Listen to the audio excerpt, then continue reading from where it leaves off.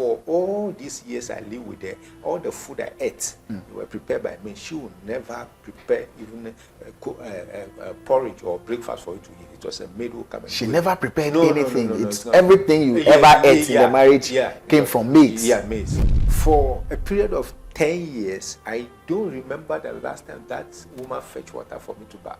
Ooh. I don't remember. Your wife? Yes. Maybe it's happened. But you don't remember? Yeah. Maybe. So insignificant that you don't remember. Yes, but I don't remember. But she was shouting, useless man, good for nothing man. You don't even deserve to live. I will make sure that you die. You will get mad. She used to curse me midnight. She will wake up and be cursing you and be putting her hand on the ground, be hitting the floor. That you will get mad. You will die. All sorts of things. What I'm telling you is not a secret. This is something neighbors they knew, they were watching, and people were shocked. So once we went there, the doctor said, gentleman, how are you? I said, oh, I was fine. I said, okay, good. Is this your wife? I said, yes, okay. She's pregnant, but there are a few complications. She has syphilis, she has gonorrhea, she has sexually transmitted diseases. Your wife? Yes. Has syphilis? Yes. Gonorrhea? Yes. And sexually transmitted disease? Yes. It was the doctor. I know the name of the doctor who was telling me this. Who was telling you all these things? Right in front of her? Yeah, right in front of her.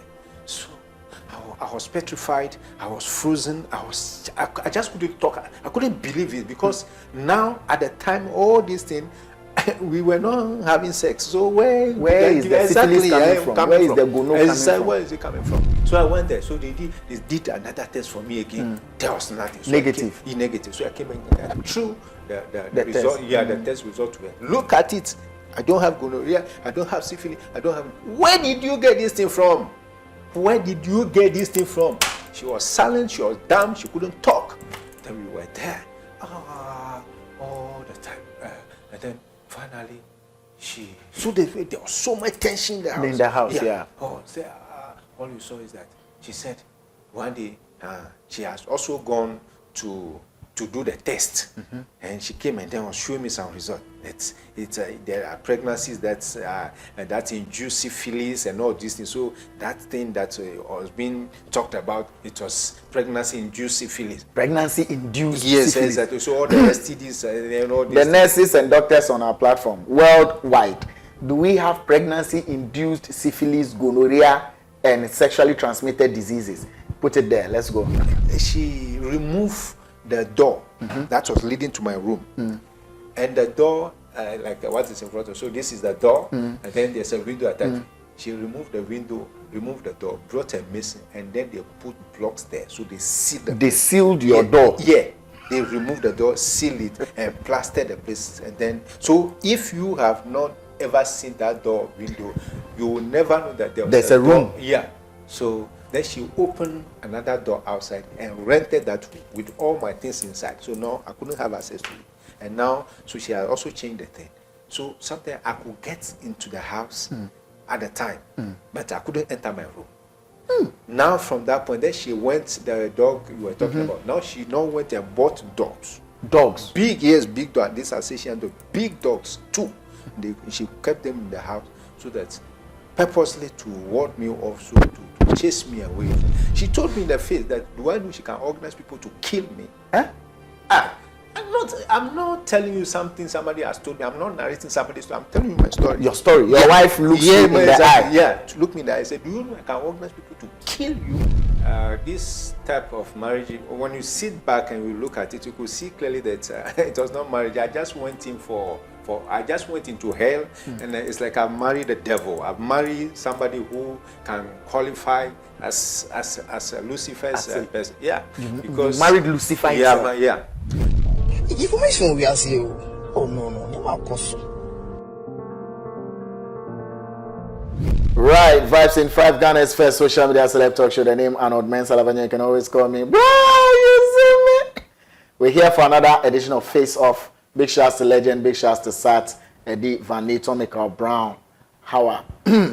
This particular Face Off edition would be one of the deepest and the realest we've had so far. And if for any reason you have not watched any of our Face Off editions, please watch them. And if you would want to be a one-time visitor on this page, I would entreat you to watch this interview in its entirety and then decide not to come back again. We are okay. Just try and watch all of it. I'm saying this because I am privy to the conversation and I know how deep it's been and how deeper it could get. And so we allow people who have stories to share, who have certain peculiar experiences in life that they think that others can learn from, to come and share. My guest goes by the name Amos, but I'm going to add uncle to it because he's an elderly man who has been through life in its hardest way. He would share his story. Let me just give a gist or a brief of what he told me, and then we'll get deeper into it. How would you feel as a man if your wife or partner sacks you from your own 21-bedroom house, threatens to get dogs to bite you if you step foot in the house? She sacks you from the house or finds a way to get you out of the house, puts guard dogs in the house, and tells you if you ever step foot here, these dogs will come after you. You'd be asking yourself, what will make a woman sack a man from 21-bedroom house? It tells you clearly he's not a man that is poor. He's had it. And to be able to own a 21-bedroom house in Ghana is not an easy thing. Is it riches to rags or rags to riches story? We're all going to hear it now. Mr. Amos. Yes. I want to call you Uncle Amos because Sure. you're like an uncle to me. Exactly. You know, when you called me yesterday, Yes. and then you said you've watched a series of our face-off stories, Exactly. and you commended us for what we're doing. Yeah, I did. And said you have an even crazier story to share that That's right. men would learn from, and women as well. Yes. Please, let's start from the bottom, and then we get to the top. Sure. I hope you're comfortable. I have no problem. You have no problem. Yes. So we can move on. We can move on. Okay. When did you meet this woman? And please correct this for me. Yeah. 21-bedroom house. You were ostracized from your own house. Did I get it wrong? You got it right. Right. Yes. And she put dogs in there. Yeah, Alsatian dog, these big dogs that she releases them in the evening, and but I've picked information that she's been releasing them, and they go out of the house and chasing neighbors and people like that. So, and those dogs were purposely bought to just keep me off. The dogs were bought to keep you off. Yeah. From a house you built with your own money. Yes, exactly. Yeah. But what will make you build a 21-bedroom house, if not for commercial purposes? Yes, that was part of the reason. The plan was that we are living in this one set that we built first, and then the second set we wanted to use it for school or to rent it and for other things. So it's not just for fun. We had purpose for building. For a 21-bedroom Yeah, house. exactly. And at what point did you get fired from your house?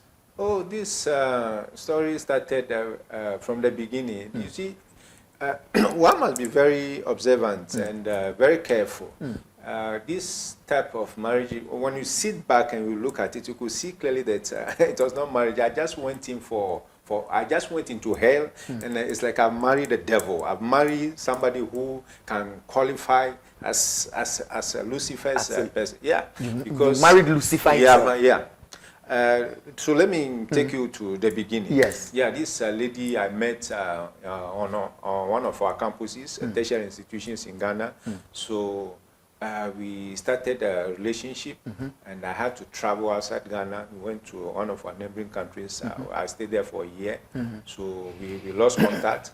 So I came back, and I was teaching somewhere. And one day I met her around 37 area there, and we reconnected. Yeah. We said, oh, she was even in a relationship. It has broken down with a guy. So she's not free. She's available. She's single. So I should visit her at her workplace. So I started going to her workplace, and then she took me to her house. And when the mother saw me and said, oh, this is the man we are going to marry. So wow. So the relationship continued like this for almost 2 or 3 years. And then we got Did you see red flags? Yes, I within did. the 2 to 3 years? Yes, I did. But you see, we always tell ourselves that the red flags will go away. We love will correct all love these conquers all. love conquers all. So you ignore some of them. I saw some of the red flags because I saw unforgiveness, I saw bitterness, I saw anger. All these things at that time. But for me, it was like, oh, we were adjusting to each other. These are new things, so it's good that I'm even seeing this thing, and then we work on them, then to be fine. No, they were deep-rooted. They were deep-rooted. Yeah, they were deep-rooted. Deep-rooted anger, deep-rooted unforgiveness, deep-rooted everything else. Exactly. So this relationship continued up to a point, then said we were going to get married. So I went and informed my family. They asked me questions. This is why people should pay attention to certain things. So they asked me, do you know her? I said, no. She's a graduate, she's a university graduate, and I'm also a university graduate, so there'll be understanding, you understand each other, and so the relationship will work well. You know her from school? Yeah, I knew her from school, so there will not be any problem. So my family said, you have seen her, you are going to live with her, so if this is what you are telling us, we are going to follow you. So and at the time, did you know her? Knowing somebody is at different levels. It's at different levels. Yeah, so for me at that time, I thought I knew her exactly, but then it was on the surface. It was just superficial knowledge that I had. So we did a marriage, and then we did a court marriage. We went to sign a marriage certificate and all this, and then the marriage started. Were you rich then? I got being so good. I got a very good job with an international organization. I was earning dollars and euro. You were earning dollars and euros. Yeah. So okay. I was traveling. So we got married. There was excitement. There was happiness, and it didn't take long. The shocks started coming. So she got pregnant. I was the happiest person. I was excited. Said, yeah, I was going to be a father. Then she called me and said that this pregnancy was going to interfere with her career. So she wanted to abort it. So I should give her money to do the abortion. I said, no. I was young, and then for me, I was not perfect, and I cannot even claim to be perfect. Yeah. But to contribute to abortion or the killing of my first child, I didn't know whether it's a twin, whether it's a boy, whether it's a girl, I wouldn't do it. So she got angry, she got really enraged. So she actually went ahead and did abortion. She actually went ahead and did abortion? Yeah, did abortion. That was the beginning of the disaster that I was going to live with for the rest of my time with her until I left. So she did abortion, and then she came home. And I was angry, I was livid, but she maintained that it was needed, it was a necessary evil. She had to do it because it will affect her career, and then it will eventually affect the marriage, and so it was something she had to do. So that was the... Yeah. So this was how long after the marriage? When the pregnancy it didn't even take... we got married in 2004, so by this one, it was... early 2005. And so a year after marriage, she got pregnant. It didn't reach a year. It didn't even reach a year. It didn't reach a year. And she didn't want to have the baby. No, she didn't want to have the baby. Okay. Yeah. So after this abortion, then the relationship was no more smooth. Then I saw clear. So from that time, even our sex life was put on hold. Just married. I was not comfortable, and I'm still not comfortable, sleeping around. And so when I got married, I knew that I'm finished. Okay. I finished. I was okay. I had everything. I had a woman who was everything. So what did I need again? So, but abortion has started, and then quarrel has started, and then sex life was being she put it on hold. Yeah, she did. She put it on hold. She said she will tell you that she's not in the mood, and then you cannot if we continue the sex life again. It was possible she would get pregnant again, then there will be a problem. So she wanted to regulate the sex. Regulate it. So as this thing happened, then I saw that no, this lady was about to do something. And the relationship was there. Then you could see that her movement, she would tell you she was going to work, and then she you don't. There were times where I had calls from her office, and then they would call me and say, your wife has not come to, because they knew me, because I was taking her to work. So people, to and fro. To and fro. So people knew me. So they would call me and say, your wife had not come to work. I said, but she had left home and said she was coming to work, so she hasn't come. So that is how the whole thing started. And after that abortion, then I saw her having another morning sickness. You know morning sickness, when women get pregnant in the early stages. So she was vomiting. She said, what sign am I seeing again? I said, no, the previous pregnancy that was aborted was not properly done. So the pregnancy was still there. Which story is this? I say, yes, the pregnancy was still there.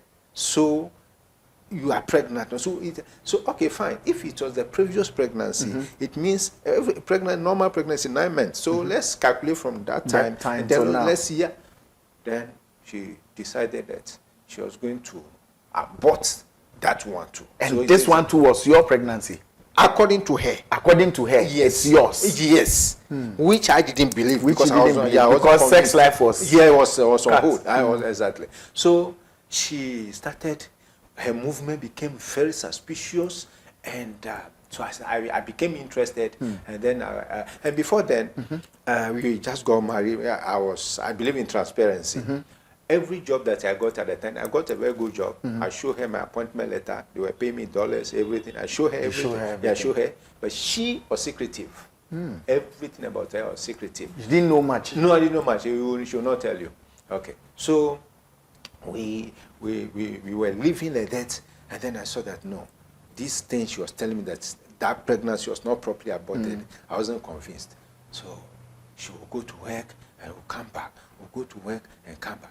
One day, out of curiosity, because I opened up, as I've told you, I give you my phone, everything. She sees everything. She sees everything. So I also took a phone one day, and I started seeing love messages from another guy.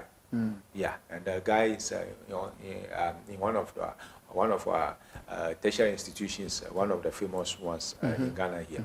So I confronted. I said, "Who is this guy?" He said, "What is it? Why?" From the phone. From what you saw from the phone. Yeah, exactly. Just love messages that were being exchanged. So he said, "What?" I said, "What is this?" He said, "Why? Do you have the moral authority to question me about this?" I said, "What? At this very early stage, this is what we are going to do."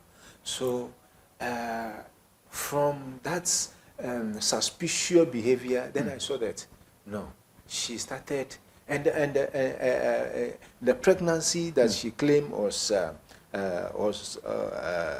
from the previous one. Remnants of the previous one. Remnant of the previous one was still there. So she started moving from hospital to hospital. Then went to one hospital, on the famous hospital on the Spinters Road. She went there, and so she started going there secretly. As she was going there secretly, one day the doctor, not knowing, the doctor not being aware that maybe the pregnancy might be coming from another man or somewhere, called for me, told her to invite me. Yeah. So when we went to the hospital, we sat at the reception, at the OPD there. She stood up and went and had a tete-a-tete with one of the nurses. They had a long discussion. Then the nurse went back to the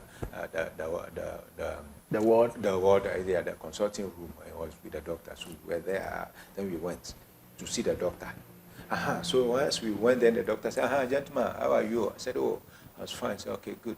Is this your wife?" I said, "Yes." "Okay. She's pregnant, but there are a few complications. She has syphilis, she has gonorrhea, she has sexually transmitted diseases." Your wife? Yes. Has syphilis? Yes. Gonorrhea? Yes. And sexually transmitted disease? Yes. It was the doctor. I know the name of the doctor who was telling me this. Who was telling you all these things? Right in front of her? Yeah, right in front of her. So I was petrified. I was frozen. I just couldn't talk. I couldn't believe it, because now at the time all these things, we were not having sex. So where is the syphilis coming from? Where is the gonorrhea coming from? Where is it coming from? So the doctor gave me a prescription that I should go and then buy those. I should go and buy some medicine or tablet to cure myself. To cure yourself? Yeah. Which means that you would also have it? Yeah, I have it. So that was his presumption, because once it's your wife, she's your wife. So she gave me that. I said, me, because I knew myself. Before then, I went to I can mention the hospital. SNITs, I went to do a check for yourself. For myself. Not connected to this. It's just a regular routine check. I did it, and they did the HIV for me. I didn't even have malaria. So I had the result. I was there. So I said this thing, we were saying this thing, then I started laughing in my head. Me, having all these things, you know. So it was a struggle, it was conflict. From the hospital. From the hospital. So did you tell the doctor that you don't think you have to? Yes, I told him, and I said, how you've not done any test on me, you are telling me that I should go and take this thing. Do you, the medical field, do you use presumptions alone? I'm in front of you. If you suspect that I have something, do a test. Let's recommend, call for a test. Let me go and then let's see the result. You're just giving me a prescription based on what? So when we were moving from the hospital, then the quarrel started from there. I was quarreling with her. With her from the hospital? Yes, from the hospital. Did the doctor say anything about the pregnancy? Oh, he asked her, he was telling me that he told her to come and lie down for him to check. So he checked the pregnancy, and then he was saying that the pregnancy was 16 weeks or something. So when you did the calculation, 16 weeks. Yeah. So when you did the calculation, you could see that clearly it doesn't tally with what she was with telling. The old one exactly. That she was saying. So all these things said, then I was furious from that point. So we were quarreling from the hospital. Then she told me in the car again, if this thing will worry me again, I will abort it. So when we got home, I took the prescription the doctor gave me. And then I said, I will not just go and buy anything. I had to go and do another test on myself. So I knew of a very powerful good lab where in an airport residential area there, where people who are traveling go and do their medicals. So I went there. I think I know this. Exactly. Around airport residential. Yeah, exactly. I didn't want to go to any wayside lab. Wayside lab. You are going to the proper place. So I went there. So they did another test for me again. There was nothing. So Negative. Negative. So I came and through the result. Test. Yeah, the test result went. Look at it. I don't have gonorrhea. I don't have syphilis. I don't have. Where did you get this thing from? Where did you get this thing from? She was silent. She was dumb. She couldn't talk.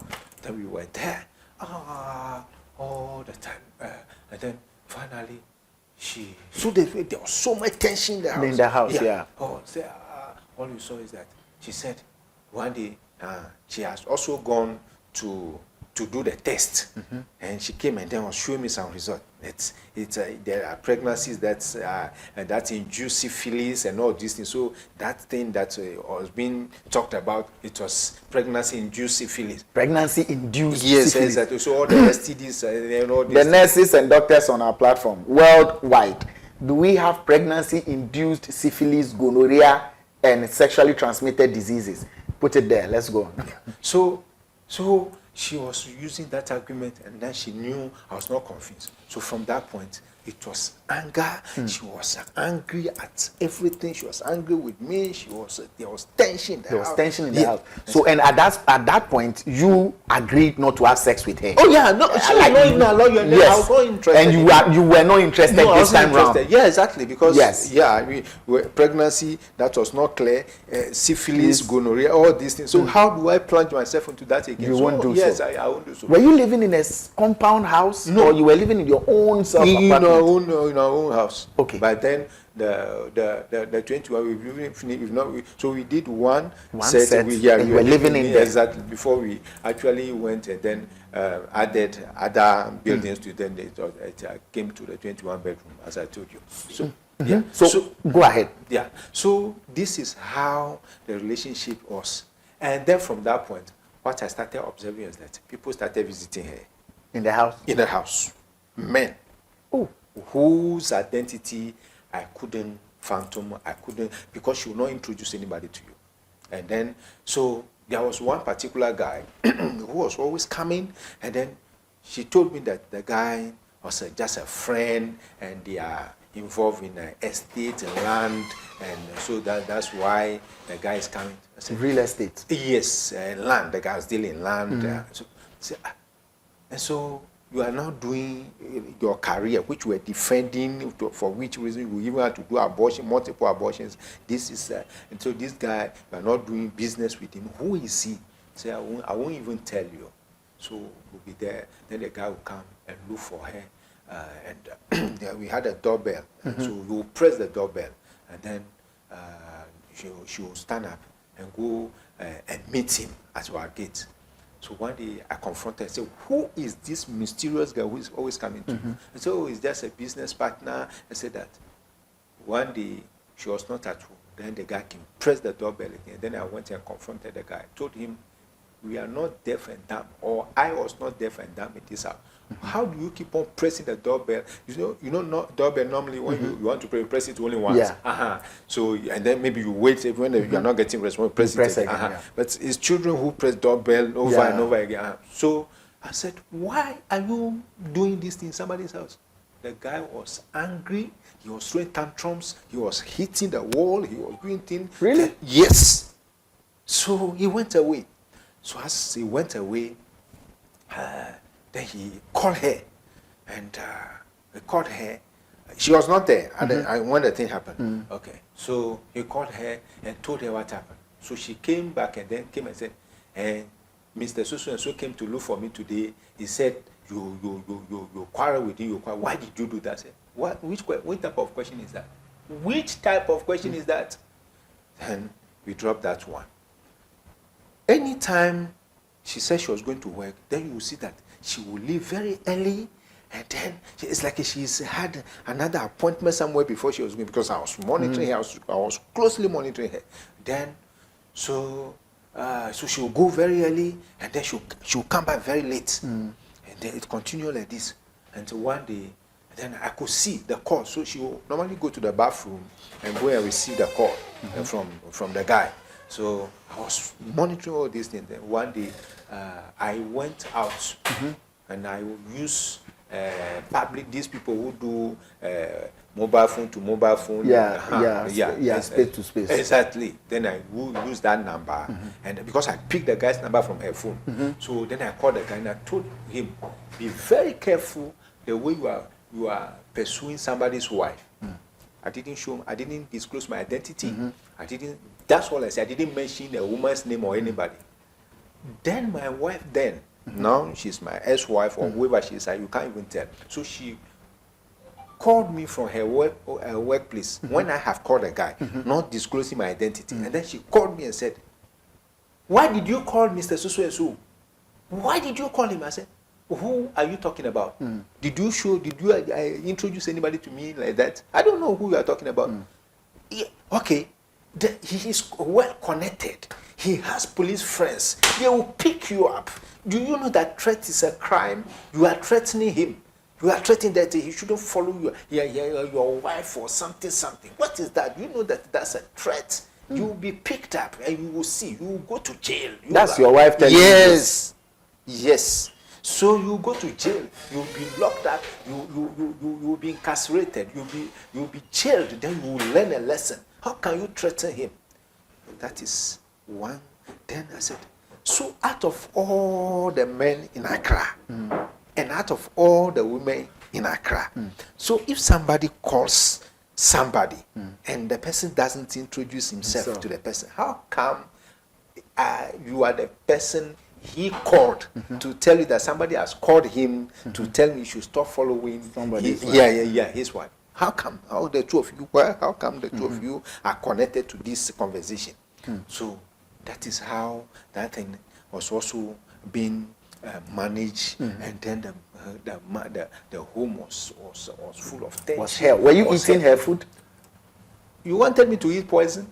You wanted me to endanger my life? I was not eating her food. But you were sleeping in the same room. No, we were not sleeping in the same room. Before the story building, we were sleeping in the 3-bedroom, but she always either she was wearing trousers or knickers, or she was wearing something, and she would use another cloth to tie her legs.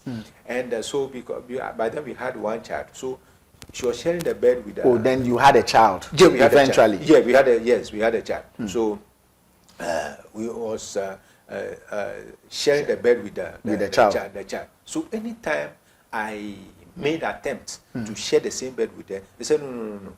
The child needed attention. Was I jealous of my own child? So I should keep off. When she has the time, then we will meet as a husband and wife.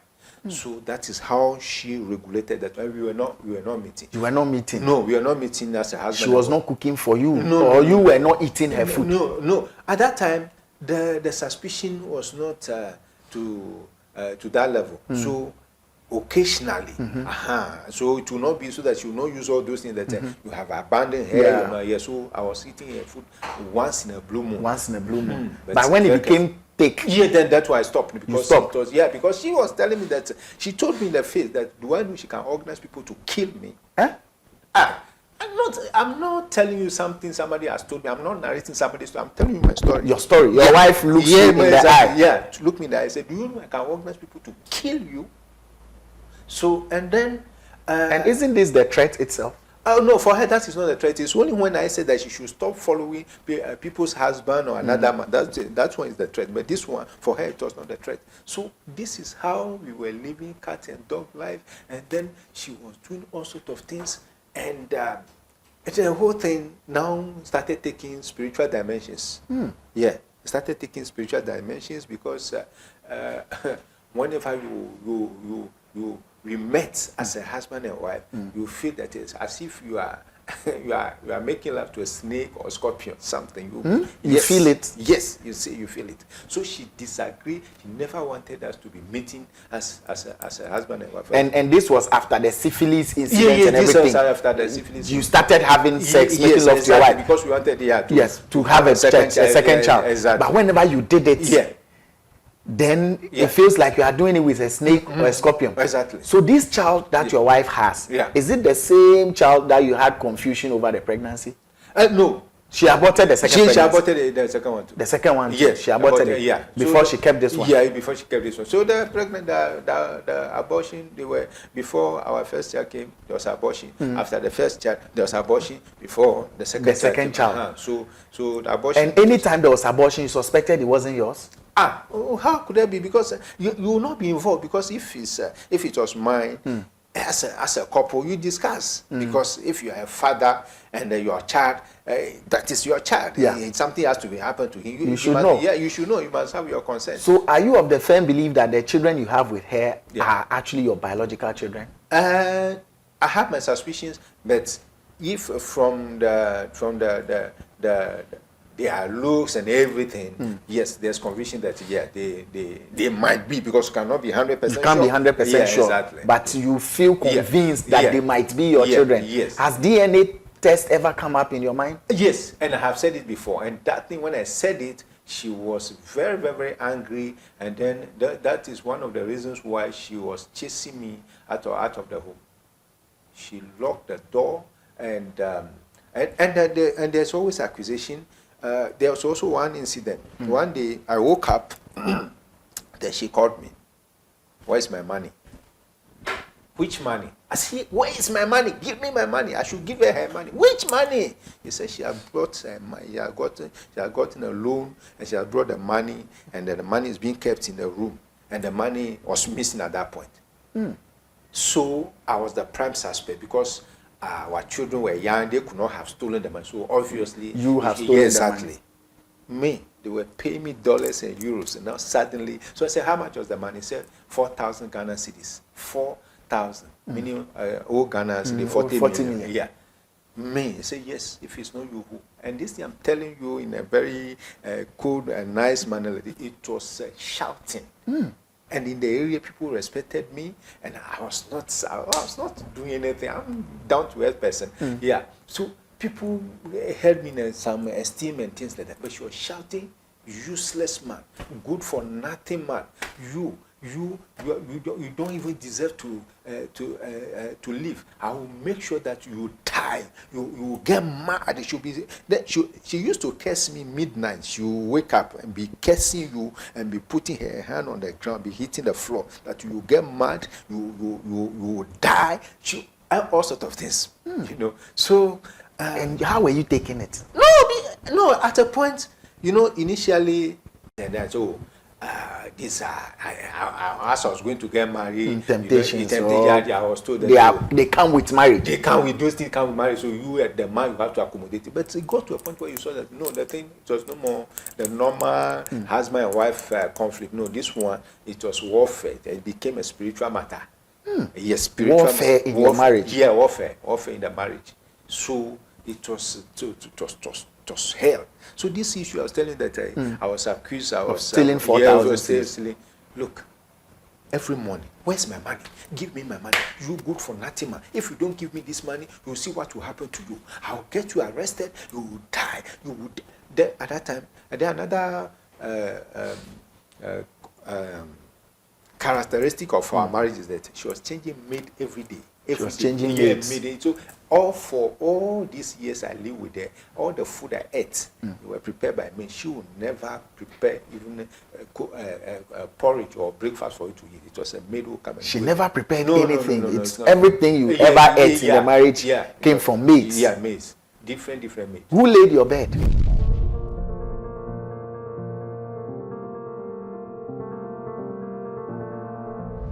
All right, so we'll pause with Uncle Amos's story here to have the part 1, and then we'll continue with the part 2. So if you have been able to watch part 1 and left your comment, beautiful.